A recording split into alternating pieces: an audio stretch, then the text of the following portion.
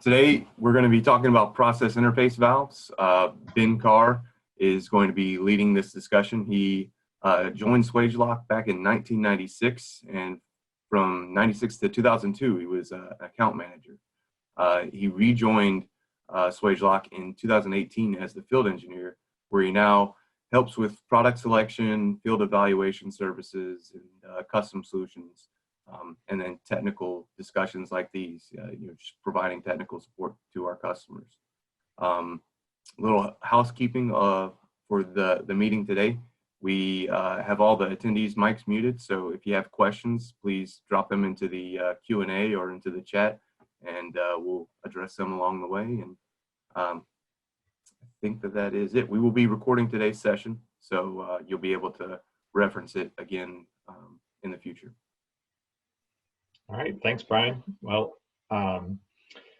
as Brian mentioned, we'll be talking about process interface valves. There's sometimes an overlooked component when you consider your instrumentation and your sampling systems. You know, a lot of attention is put on the instruments or the transmitters or the analyzers themselves, but just as important is making sure you get a representative reading from your process. And some of that starts right at those process interface valves, making sure you can get them set up properly and give you a good feedback to control your process. So we'll dive into this and get started. Let me pick my pointer here. So just as an overview, we'll spend about 20 to 25 minutes. We'll take a look at the conventional way of maybe setting up some of your instrumentation or sampling lines. We'll take a look at how this all kind of came about, where we take what used to be kind of a cumbersome process and pull it into a modular system. We'll look at some of the advantages of process interface valves, applications, and then some of the design considerations that were used in developing these valves to make sure, again, you have safe, reliable, and user-friendly process interface valves.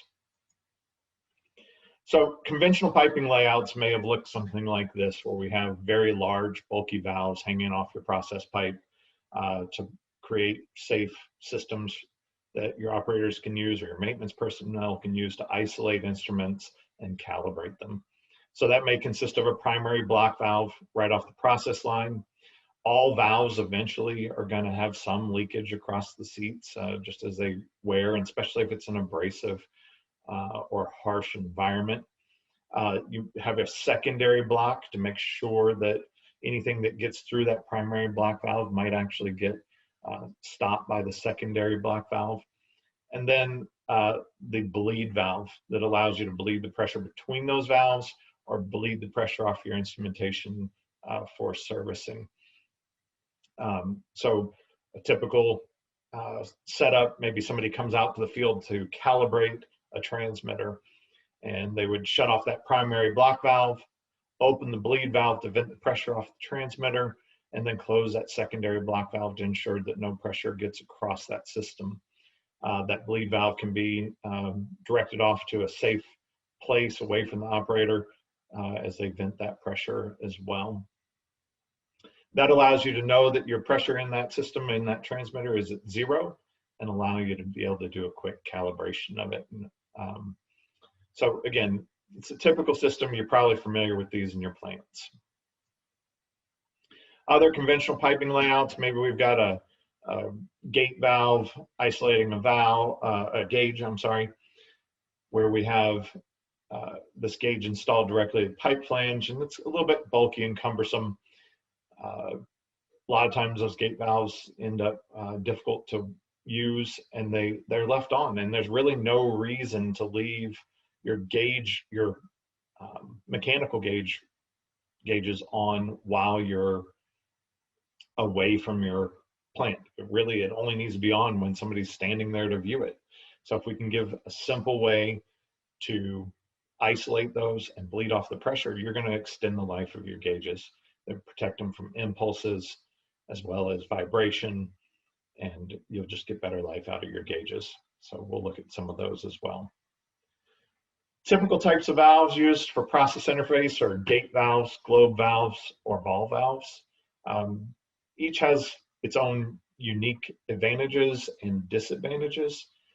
Gate valves are very commonplace. We see them a lot in the plants. They generally are carbon steel, so they're susceptible to corrosion as well as becoming difficult to operate. One advantage is it's really easy usually to see whether or not they're open or in the fully open position or closed, but they tend to leak across the seats and could expose operators to either hazardous material or even just fugitive emissions. They also are susceptible to seat stem leakage and need adjustment on their packing. Secondly, globe valve. Globe valves are pretty common as well as a flanged in component, but their seals can wear over time. You get some leakage past them. They aren't real easy to tell whether they're in a fully open or a fully closed position.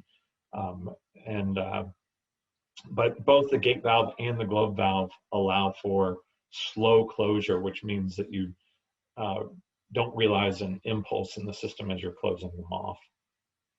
Ball valves, on the other hand, it's very easy to see whether they're in a fully open or fully closed position. The seals around the ball for cross seat leakage, if they're designed properly, can have a spring-loaded seal, which allows for better sealing across the seat. Also, the same thing for the stem packing design in order to create a safe leak-tight valve. Obviously, they close very quickly and can create impulses in the system. Brian, I do see something in the chat. Was that a question that came through? Yes, John said that the gate valves also have very low resistance to flow, so get a little bit better flow rate and don't have a lot of pressure drop through them.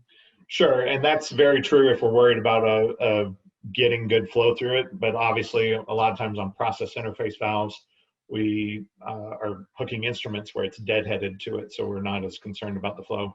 But ball valves can also be very full ported as well, but great point. Thank you, John. So as industry has advanced, they started looking for a better way. In fact, this kind of came out of, these modular systems came out of the North Sea and offshore oil and gas installations where they needed to save space and reduce weight and cost. So they were also looking for safe, low emission type valves. And so it was always something they were looking to take care of and make better. The first modular valves came out in the mid-'80s for applications specifically offshore. But as time went on, general industry recognized there's a lot of advantages to using these, so they've become more and more common in industry. So what are process valves? Generally, we've combined those individual valves that we were looking at in the typical setup for a double block and bleed into one compact assembly. We use them in place of multiple conventional valves. It gives us easy to install single connections, and often they're known as double block and bleed and compact valves or monoflanges, and we'll take a look at a few of those. They often contain both needle valves, ball valves, and options for check valves as well. A lot of different connections are available. Is that another question that came in, Brian? Nope, no questions right now. Okay, I must not have cleared the chat there. So, all right. So one type of process interface valve, we're looking at a forged body valve here. This contains your primary block, your secondary block, as well as a bleed. And they are very compact. You can see how small that system is. Has an integrated flange as well as your connection to your instrumentation. Three-piece bolted designs can be used for where we may have to have a bypass line and need that flow capability. Again, we've got double block and bleed here. One thing worth noting on these is if you have a well-designed valve, you can use a much shorter handle, and Swagelok has some of the shortest handles in industry. If you are having to have a very long handle in order to turn the valve, that's usually to compensate for poor design. So just something to consider as you select these. They're also available in flange ends and a couple of different end connections in a range of sizes as well. And then lastly, the monoblock style flange connections, so you can connect directly with your transmitters or your gauges or even sampling systems. Gives you a very compact setup. So modular process valves configurations come in a lot of different flavors. We could have a single block. Maybe you don't have a very hazardous or high pressure system and you just need a way to isolate the system. Double block and bleed. We can add the check valve, as I mentioned. Maybe you've got where you're injecting into your process line. So maybe you've got a check valve here to allow for one direction flow where you don't want that process fluid to get back into your system. And so there's, again, lots of different options and configurations for your particular needs. So advantages of these modular systems or these process interface valves. Reduce size. That's probably one of the biggest areas where we can help with. Very compact, simple, less space, easier to install. Reduced weight. They can be as much as 80% lighter than a typical conventional setup, which means you don't have to do a lot of extra structure or support. In fact, most of them are self-supporting and don't need any extra pieces. Fewer leak points. This is not only going to protect your operators, but it also reduces emissions. So if you've got those hazardous materials you need to take a look at, then this is a good way to help reduce those leak points.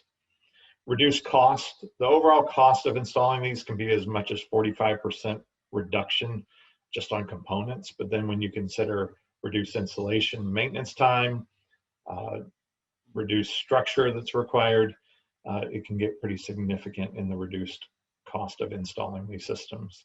To give you a quick visual, here's our conventional system that we introduced with at the beginning, and then the full double block and bleed modular process interface valve where we've got the primary block, the secondary block, and then the bleed port as well.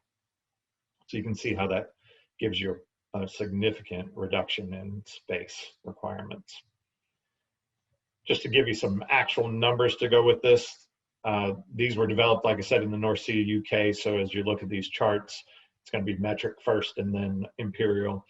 So we've got 21 inches for a conventional system and 1.5 inch class 600 flange versus 9.5 inches or approximately 9.5 inches for the modular system. So that results in approximately 50 to 60% space savings. Weight, it even gets more considerable, whereas the conventional system may be 120 pounds for that 1.5 inch class 600 flange system. It's as little as 25 pounds, depending on what you need involved in that modular system. So again, just a very compact, lightweight way of interfacing with your process, making sure that you have good, easy to operate setup for your system. Typical applications. This came out of the oil and gas industry initially, so maybe a wellhead tree, pipeline, any of your vessel to instrument interfaces. Pipeline injection or sampling. We'll take a look at a couple of examples where we actually can use probes to make sure that that is mixing well in your system or you're getting a good representative sample. Pipeline or tank drains, vents, blowdowns, bypass loops, filter and orifice differential pressure loops, and then hydraulic control panels as well. So lots of different applications, and like I said, more and more of the industry is taking advantage of these just to make their system better, safer, and more reliable. So we mentioned injection. You can see here we've got the check valve and then the isolation valves and your bleed valve. This is designed to keep process fluid from backing up through into your injection line. It also gives you a way to completely isolate, bleed off any lines that you need to in order to do maintenance. For your pressure gauges or transmitters, gives you a way to not only isolate those for replacement as necessary, but also a way to zero them out and calibrate them. Sampling, similar to the injection, but we can also offer a probe, and that probe then extends into your process line to make sure you're getting a good mixed reading from the center of your process rather than off the bottom or off the top where you might be getting bubbles or debris in your system. And then also for drains or vents, depending on what you need. And again, lots of options here. Different ways we can get those set up for you. Looks like we had another question maybe pop into the chat there, Brian. Yes. Can that probe be retractable? Yes, we do offer a retractable probe as well. Typically, we do have fixed applications, but the retractable probe does have a stop to make sure that you can pull it back, but it doesn't endanger the operator from a blowout of that probe as well. But yes, good question. So for typical instrument hookup, we have our impulse lines running up to our transmitter up here. Often you have to do that in order to make sure that you can get it away from the process. Maybe the process is very hot, or you need a convenient place to locate that in order to be able to calibrate it. But we can see these process interface valves here at the high pressure side of this orifice plate and the low pressure side. So we got a differential pressure set up there to measure flow across that orifice plate. It's worth noting here that the impulse lines, this particular example is for a gas system. For impulse lines on gas systems, we want to make sure there's no low points where we might have condensate, or maybe there's moisture that's in the system that would collect in those low points. We always want that, if we can, make sure that the impulse lines are higher than those connection points so that we get good reliable readings and we don't have moisture in those impulse lines to take care of or to cause errors in the reading. We also want to make sure we're taking gas samples off the top so we're not getting debris or dirt from the system. In this case, it's running vertically, so there is no top, but if you had a horizontal pipeline, we'd want to make sure we were doing that. Conversely, for liquid, we want to make sure there's no high points in the system. High points could entrap bubbles or air or vapors from your process, and that would cause also errors in the reading. So we want to make sure that when we're routing our impulse lines, we take into consideration what's in our process, location, and then eliminate those higher low points depending on our process. So here's some images of real installations. We've got an orifice plate between these two flanges. We've got our two process interface valves on this side as well as on this side. You also have options for heating your or insulating your impulse lines. Here, they may be protecting it from freezing, or maybe your sample just needs to make sure it remains at a certain temperature. You can actually see that these are heat traced here along the process valves. You can see the heat tape going through, and then the insulation. And we do offer pre-insulated, pre-traced tubes for your installations as well. And here we're looking at some drain valves off the bottom of a pipeline. Again, larger for the flow. And like I said, compact design here, so we have a close center between these two, between the tank and the drain line. And then the monoflange that we took a look at, it's worth mentioning here that all of these are available with locking handle options. Here we've got a locking handle option on this particular monoblock, but all of the process interface valves have that available as well. But you can see how compact this design is. Directly interface is with the flange, and then you can mount your instrumentation. Again, isolate your gauges, your mechanical gauges, if possible. Try not to leave them on all the time. It just lengthens their life. And lastly, we do have a direct mount option as well. Maybe this is a location where it's easy enough to get to. It's not a very hot or a hazardous process, and we can mount our transmitter directly to those flanges. Obviously, you don't want to mount this way up in a pipe rack or somewhere where a maintenance personnel or operator could get to it. But if you have locations where it's easy enough, this is also an option for your systems. So when these modular valves were being designed, they took into account lots of different standards. Those standards cover many industries.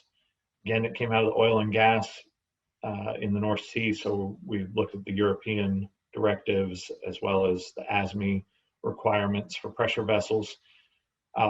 We have lots of different kinds of connections, all of those being guided by ASME directives as well. For flanges, pipe joints, tapered joints, and then also tube connections. As far as the flanges are concerned, we do have several offerings. We have raised and flat face flanges with smooth or serrated. And then we also have ring type joints so that we can just interface directly with your particular systems in your plant. You don't have to change to meet any of our process interface valves. It is worth mentioning here or reminding, often the ASME class gets confused with a pressure rating. And so as we look at this, class 150 flange has a pressure rating of 290 PSI. And then as we go up, you can see the changes in that. And that comes from just old standards of piping. But again, the class 1500 is 3,750 PSI. So make sure you're considering referencing back to ASME standards for pressure rating as you are selecting the correct flanges for your system. Additional specifications that we meet are listed here as for pressure testing, for fugitive emissions. We can do different client specified designs and testing and certifications if you need it. They are fire tested for each of the systems. So if you have hazardous areas that you need to make sure that they meet certain safety codes, we can provide that information as well. In summary, reduced potential leak paths is one of the big advantages. Risk of fugitive emissions is reduced because of those reduced leak points. Reduced weight and size, reduced cost of installation and maintenance, and then a broad band of applications for your processes. All right, with that, I'll open it up to some questions, and we appreciate you attending. Give it a few minutes for everyone to type in their questions. There's none at this time. Okay, well, additionally, you can reach out to us if you don't feel comfortable asking your question here, or if you need some help with product selection, you can contact our engineering department at engineering@georgia.swagelok.solutions, and we can help you out with that as well. Y'all are being easy on me today. You answered everyone's problems. Oh, apparently not all of them.